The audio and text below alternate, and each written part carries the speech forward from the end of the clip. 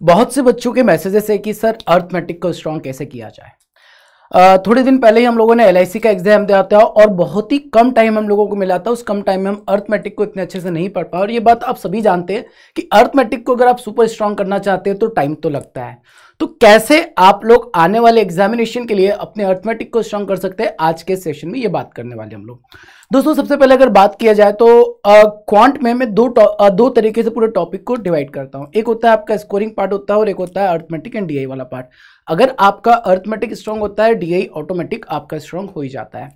But sir हम लोग arithmetic पढ़ते हैं, बहुत पढ़ लेते हैं, फिर भी उसमें स्कोर नहीं हो पाता, तो ऐसा क्या करें ताकि हमारा स्कोर बढ़ जाए। ठीक है, तो यह तरीका आप लोगों का, सबसे पहला हम लोगों का तरीका जो होता है अर्थमेटिक पढ़ने का वो गलत होता है। आप लोग क्या करते हैं कि परसेंटेज चैप्टर हो गया, प्रॉफिट एंड लॉस हो गया, रेशियो हो गया, सभी को एक साथ पढ़ते जाते उसके बाद मॉक टेस्ट लगाना स्टार्ट करते हैं। बट आपको एक प्रॉपर तरीके से सारी चीजों को अगर क्लियर करना है तो आपको किस तरीके से पढ़ना है, यहां पर एक एग्जाम्पल लेते हैं। फॉर एग्जाम्पल जैसे मैंने परसेंटेज चैप्टर लिया है, ठीक है, तो परसेंटेज को आप लोग पढ़ रहे हैं तो उसको ना सैग्रीगेट करेंगे हम। सबसे पहले परसेंटेज में आप उसका बेसिक्स कंप्लीट करेंगे, परसेंटेज टू फ्रैक्शन कन्वर्जन समझा, प्राइस एंड कंजम्पशन के सारे कॉन्सेप्ट्स को क्लियर किया, इनकम एक्सपेंडिचर सेविंग के जो क्वेश्चंस आते हैं उसको क्लियर किया, election based Venn diagram, miscellaneous. जब ये मिसलेनियस वाले पार्ट में जो भी बचे हुए परसेंटेज के क्वेश्चंस होंगे वो आप कवर कर लेंगे। हम लोग क्या करते हैं, सभी को मिलाकर एक साथ पढ़ लेते हैं और सोचते हैं कि अब शायद क्वेश्चन हम लोगों से बन जाए। अच्छा, यहां पर एक और बात आप ध्यान रखेंगे कि अगर आप सेग्रीगेट करते हैं, सेग्रीगेट करने के बाद आपने एक प्रॉपर नोट्स बनाया, अब आपका काम क्या रहता है सर, मॉक टेस्ट देना। अब जब आप मॉक टेस्ट देते हो तो मॉक टेस्ट देते वक्त ये बात का ध्यान रखेंगे कि अगर आपने एक चैप्टर को पूरे अच्छे से डिटेल में पढ़ा है तो इस चैप्टर का क्वेश्चन तो बनना चाहिए। ठीक है, कई बार ऐसा भी होता है कि सर हम लोगों ने चैप्टर तो बहुत अच्छे से पढ़ा होता है, चीजें भी अच्छे से कंप्लीट की होती है, बट जब मॉक टेस्ट लगाते हैं तो सवाल को करने में टाइम लग जाता है। दोस्तों वहां पर आप लोगों को थोड़ा सा ऑब्जर्व करना होगा, समझना होगा कि टाइम क्यों लग रहा है। अच्छा, एक और चीज साथ में आती है कि सर ट्रिक्स का क्या करें, क्या ट्रिक्स एग्जामिनेशन में काम आती है? तो डेफिनेटली यार, अगर अर्थमेटिक के 10 से 15 क्वेश्चन एग्जाम में होते हैं तो 2 से 3 क्वेश्चन डेफिनेटली ट्रिक से बनाए जा सकते हैं। इसका मतलब ट्रिक भी एक इंपॉर्टेंट रोल प्ले करती है आपके अर्थमेटिक को स्ट्रॉन्ग करने में। अब ट्रिक का मतलब ये नहीं कि सारे क्वेश्चंस को हम लोग ट्रिक से बना सकते हैं। मैंने कहा कि 10 में से या 15 में से 2 या 3 सवाल आपके ट्रिक से बनेंगे, बाकी के सारे क्वेश्चन जो होते हैं वो कॉन्सेप्ट पर ही बेस्ड होते हैं। मतलब आप लोगों को कॉन्सेप्ट तो स्ट्रॉन्ग करना ही है और तरीका ये होता है कि पहले आप कॉन्सेप्ट को स्ट्रॉन्ग करेंगे और जैसे ही कॉन्सेप्ट स्ट्रॉन्ग होता है उसके बाद आप लोगों को ट्रिक्स की ओर जाना होता है। ठीक है, तो यहां पर मैंने एक चैप्टर लिया परसेंटेज, इसको अपने अकॉर्डिंग आपको सेग्रीगेट करना है ना। आपको लग रहा है कि यार ये एक सब टॉपिक बन सकता है, इसमें मेरे को चैलेंज है, यहां पर मैंने एक टॉपिक नहीं लिखा कमीशन बेस्ड, है ना। आपको लगता है कि यार ये टॉपिक ऐसा है जिसमें वो कंफ्यूजन रहता है, डाउट रहता है, उसका भी एक सब टॉपिक बना लो। आप लोग अपने अकॉर्डिंग सब टॉपिक्स बनाएंगे। और आप अगर देखेंगे कि यार अगर मेरे को इलेक्शन बेस्ड क्वेश्चन कॉन्सेप्ट को स्ट्रॉन्ग करना है तो यूट्यूब पर बहुत सारे वीडियोस आप लोगों को अवेलेबल मिल जाएंगे जहां से आप इन चैप्टर्स को स्ट्रॉन्ग कर सकते हैं। ठीक है, तो यहां पर मैंने अर्थमेटिक के कुछ चैप्टर्स का एक बंडल बनाया। सबसे पहले आप लोग अगर स्टार्ट करते हैं अर्थमेटिक को एकदम बेसिक से, आपको अभी कुछ भी नहीं आता, आज से आप पढ़ना स्टार्ट कर रहे हो, 2023 का अगर आप एग्जामिनेशन में टारगेट कर रहे हैं तो आज से अर्थमेटिक में आपको क्या स्टार्ट करना है और कैसे स्टार्ट करना है। सबसे पहले आप लोग परसेंटेज चैप्टर को कंप्लीट करेंगे, परसेंटेज के सारे कॉन्सेप्ट को क्लियर करना है क्योंकि परसेंटेज हम लोगों के अर्थमेटिक का बेस हो जाता है। उसके बाद सेकंड रहेगा प्रॉफिट एंड लॉस और उसके बाद आपको रेशियो कंप्लीट करना है। ये तीनों टॉपिक एक साथ आप लोगों को कंप्लीट करके रख देना है। आगे बढ़ेंगे, फिर नेक्स्ट टॉपिक आप लोग स्टार्ट कर सकते हैं time and work, piping system, speed, time and distance. अच्छा, ये चैप्टर मैंने सेकंड क्यों रखा है, क्योंकि देखिए time and work, piping system totally based होता है एलसीएम पर। अगर आपको एलसीएम निकालते आता है और एफिशिएंसी कॉन्सेप्ट क्लियर है, time and work, piping system हो जाएगा। स्पीड, टाइम एंड डिस्टेंस में रेशियो का कॉन्सेप्ट लगता है। अगर आपने स्पीड, टाइम एंड डिस्टेंस को डिटेल में पढ़ा है तो आपको ये बात पता होगी कि सर एक तो फॉर्मूले बेस्ड क्वेश्चन बनते हैं स्पीड, टाइम एंड डिस्टेंस के, रेशियो मेथड से भी हम लोग सवालों को बना सकते हैं। आगे बात की जाए तो average, simple and compound interest. बहुत से स्टूडेंट ऐसे होते हैं जो इन चैप्टर्स को स्किप कर देते हैं सर एक ही तो क्वेश्चन आता है और सिंपल एंड कंपाउंड इंटरेस्ट में बहुत ज़्यादा दिक्कतें होती है। बट यार ऐसा बिल्कुल नहीं करना है। आज के टाइम में जो कंपटीशन है उस कंपटीशन को देखते हुए ये क्लियर है कि हम कोई भी चैप्टर को स्किप नहीं कर सकते हैं। ठीक है, ये चैप्टर आपने कंप्लीट किया, पार्टनरशिप, मिक्सचर और एजेस, इसके बाद परम्यूटेशन, कॉम्बिनेशन, प्रोबेबिलिटी और मेंसुरेशन, ये सारे टॉपिक्स को आप लोगों को कवर कर देना है। अब देखिए, जैसा मैंने आपको स्टार्टिंग में ही बोला है कि हर एक टॉपिक को आपको सेग्रीगेट करते हुए पढ़ना है। मतलब आपने टॉपिक लिया है ना, रैंडमली कोई भी क्वेश्चन प्रैक्टिस नहीं करेंगे, रैंडमली प्रैक्टिस करेंगे जब आपके पूरे कॉन्सेप्ट क्लियर हो जाएंगे।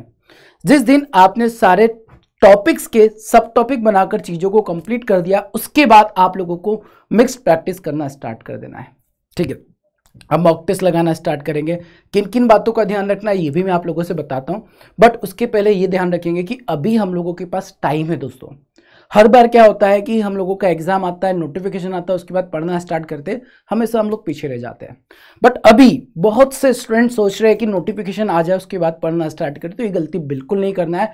आज ही से, इवन अभी से आप लोग अर्थमेटिक के ऊपर कमांड करना स्टार्ट कर दो। अर्थमेटिक अगर आपका सब्जेक्ट स्ट्रांग हो जाता है, आपका पूरा क्वांट स्ट्रांग हो जाएगा। देखिए, नंबर सीरीज हो गया, सिंप्लीफिकेशन हो गया, क्वाड्रेटिक इक्वेशन हो गया, इसको अगर आपको स्ट्रांग करना है, कंप्लीट करना है, बहुत ज़्यादा टाइम नहीं लगता है। नंबर सीरीज में हाँ, आप लोगों को डेली प्रैक्टिस करना पड़ेगी। प्रैक्टिस करोगे तो डेफिनेटली आपके नंबर सीरीज के क्वेश्चन बन जाएंगे। सिंप्लीफिकेशन, अप्रोक्सीमेशन आपके कैलकुलेशन पे डिपेंड करता है, एंड क्वाड्रेटिक इक्वेशन 1 से 2 दिन में कंप्लीट करके थोड़ा सा प्रैक्टिस करके किया जा सकता है। बट अर्थमेटिक का ऐसा नहीं है, अर्थमेटिक को आपको पढ़ते रहना है। अर्थमेटिक का एक अच्छी बात यह है कि सर यहाँ पर है ना, जो क्वेश्चंस बनते हैं वो टॉपिक्स को मर्ज करके बना दिए जाते हैं। मतलब टाइम एंड वर्क के साथ आपका स्पीड, टाइम एंड डिस्टेंस का क्वेश्चन भी मर्ज करके बन सकता है। आप लोग देखते होंगे स्टार्टिंग में परसेंटेज की जब क्वेश्चंस बना रहे होते हैं तो कई बार तो बहुत अच्छे फ्लो में हम लोग जा रहे होते हैं, बट बीच में सडनली एक क्वेश्चन आ जाता है जो मिक्सचर एलिगेशन पर बेस्ड परसेंटेज का क्वेश्चन हो जाता है। अब यहाँ पर दिक्कत ये आती है कि सर हम लोगों का मिक्सचर एलिगेशन का कॉन्सेप्ट तो क्लियर नहीं है, तो क्वेश्चन को कैसे बनाए।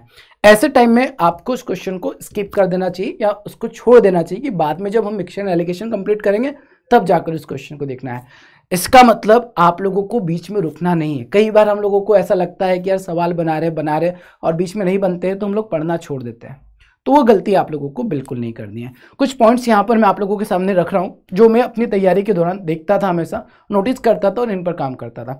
सबसे पहले आप अगर अपने सब्जेक्ट को स्ट्रॉन्ग करना चाहते हैं तो किन बातों का आपको ध्यान रखना है।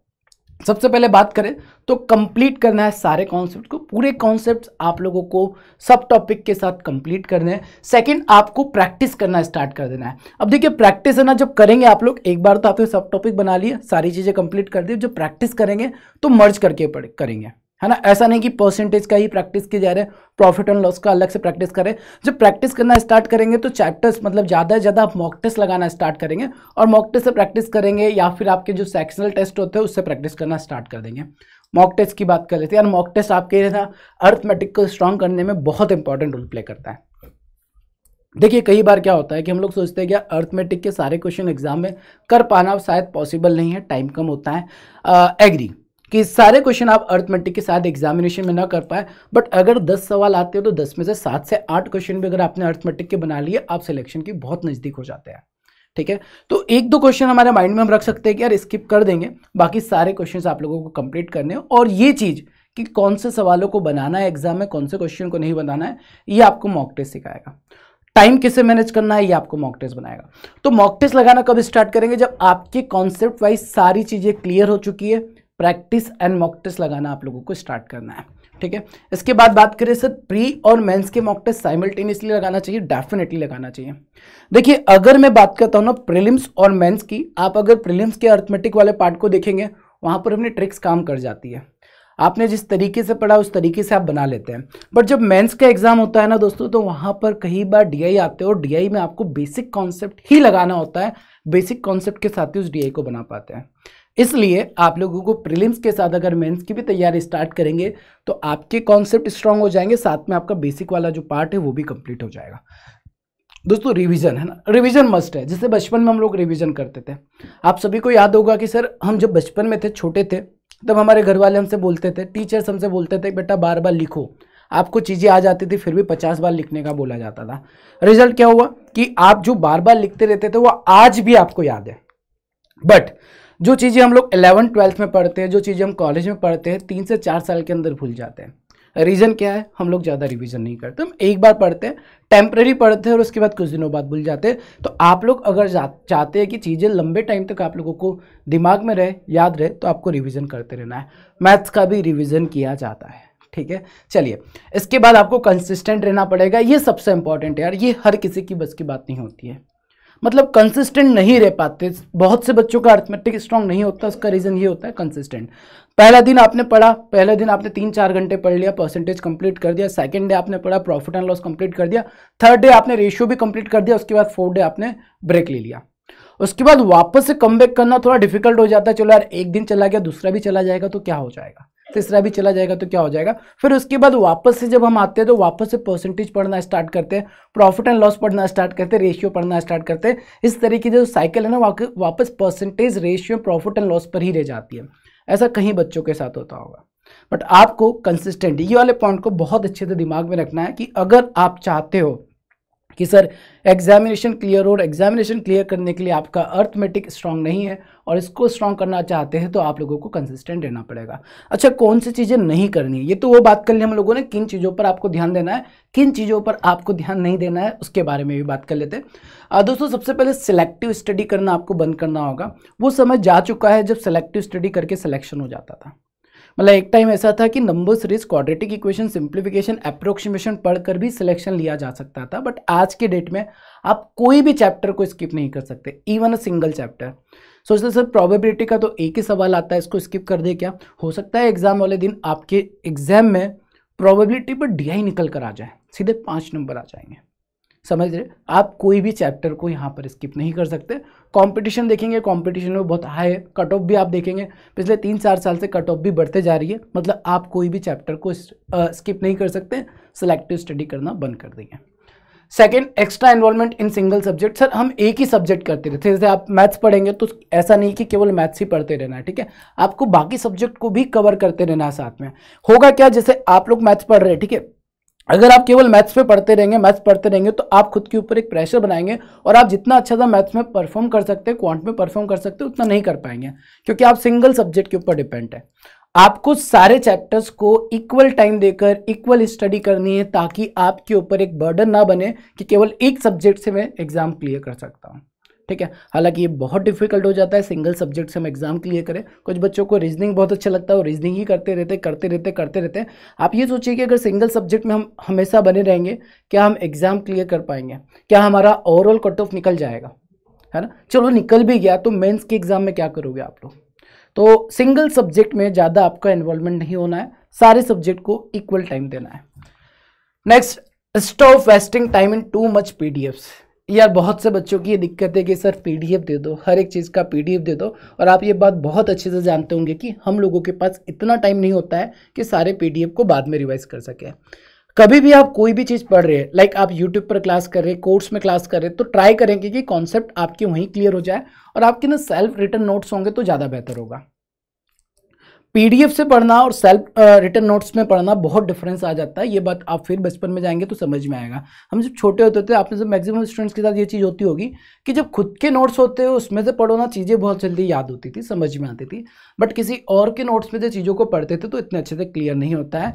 तो ये बात भी आप ध्यान रखेंगे कि कभी भी बहुत सारे कंटेंट को इकट्ठा नहीं करेंगे। अगर आपने बहुत सारे कंटेंट को कलेक्ट कर लिया, आपके पास टाइम ही नहीं होगा कि सारी चीज़ों को पूरी तरीके से कंप्लीट कर पाए, ठीक है। आगे बात करते हैं ignorance of mains level content. 90% बच्चे ये गलती करते हैं। जैसे ही मेंस का क्लास होता है बच्चे कम होना स्टार्ट करते हैं। क्यों? क्योंकि मेंस के लिए हम लोग से पहले सोचते हैं कि एक बार प्रीलिम्स तो क्वालिफाई हो जाए, उसके बाद मेंस के बारे में सोचेंगे। ये आपका जो सोच है वो बहुत गलत है। आप अगर पहले से मेंस का पढ़ना स्टार्ट कर दोगे दोस्तों, आपको प्रीलिम्स वाला पार्ट और इजी लगेगा, आप प्रीलिम्स में और अच्छे से बेहतर स्कोर कर पाएंगे। तो मेंस वाले कंटेंट को कभी भी हम लोगों को इग्नोर नहीं करना है। ये बात तो बिल्कुल नहीं सोचना है कि पहले प्रीलिम्स क्वालिफाई करेंगे उसके बाद मेंस निकलाए और मेंस का पढ़ना स्टार्ट करेंगे। अगर आपने प्रीलिम्स निकाल दिया, ठीक है, मेंस के लिए टाइम कम मिला, मेंस के लिए टाइम कम मिलता ही ऑब्वियस सी बात है। तो मेंस में आपके पास टाइम कम है और बचे हुए टाइम में अगर आप मेंस का पढ़ने जाएंगे आप कवर नहीं कर पाएंगे। पॉइंट नंबर 1 ये हो गया। सेकंड, अगर आप मेंस का पढ़ना स्टार्ट करते हैं तो मेंस जब कंप्लीट हो जाएगा आपका प्रीलिम्स वाला पार्ट बहुत इजी लगने लगेगा। सारी चीज़ों को आप बहुत जल्दी कंप्लीट कर लेंगे। मतलब आपको अगर प्रीलिम्स को और स्ट्रॉन्ग करना है तो मेंस वाला कंटेंट पढ़ना स्टार्ट कर देना है, ठीक है। And the last point, don't escape और रन अवे। छोड़ना नहीं है बीच में यार, है ना। कुछ भी हो जाए, आप अगर सब्जेक्ट को पढ़ रहे हैं तो जब तक सब्जेक्ट पूरा कंप्लीट नहीं होता है बीच में आपको नहीं छोड़ना है, ठीक है। इन सारी बातों का ध्यान रखना है आप लोगों को। एक और चीज़ सर कि हम लोगों का बैकग्राउंड तो कुछ और है सर, तो क्या हम लोग अर्थमेटिक को स्ट्रॉन्ग कर सकते हैं? डेफिनेटली आप कर सकते हो यार, ठीक है। बस आप लोगों को क्या ध्यान रखना है, कंसिस्टेंट रहना है।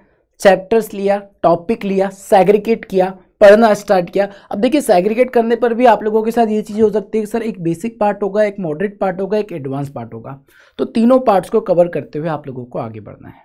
ठीक है, तो ये था दोस्तों आज का अपना सेशन, जिसमें हम लोगों ने पूरा कंप्लीट डिटेल बात किया है कि अर्थमेटिक को किस तरीके से हम स्ट्रॉन्ग कर सकते हैं। यही सारी चीज़ों को अगर आप फॉलो करते हैं और 10 दिन तक कंटिन्यू कंसिस्टेंट रहते हैं, आपको विद इन 10 डेज है ना, 10 दिनों के अंदर अपना इंप्रूवमेंट दिखने लगेगा, अपना स्कोर बढ़ता हुआ दिखने लगेगा। और जहाँ पर एक बार थोड़ा सा कॉन्फिडेंस मिल जाता है, थोड़े से स्कोर दिखने लग जाता है, हमारी मेहनत करने का तरीका ही डबल हो जाता है, डबल मेहनत करना स्टार्ट कर देते हैं, और वहाँ से आपका ये पार्ट जो होता है अर्थमेटिक का स्ट्रांग होना स्टार्ट करता है। तो सबसे इंपॉर्टेंट है कंसिस्टेंट रहना है, रेगुलर पढ़ते रहना है, सेग्रीगेट करके चीज़ों को पढ़ते रहना है। ठीक है, बीच में रुकना बिल्कुल नहीं है। तो आज के सेशन के लिए इतना ही, बाकी मिलते हैं हम लोग नेक्स्ट सेशन में। तब तक के लिए thank you so much, bye bye, take care.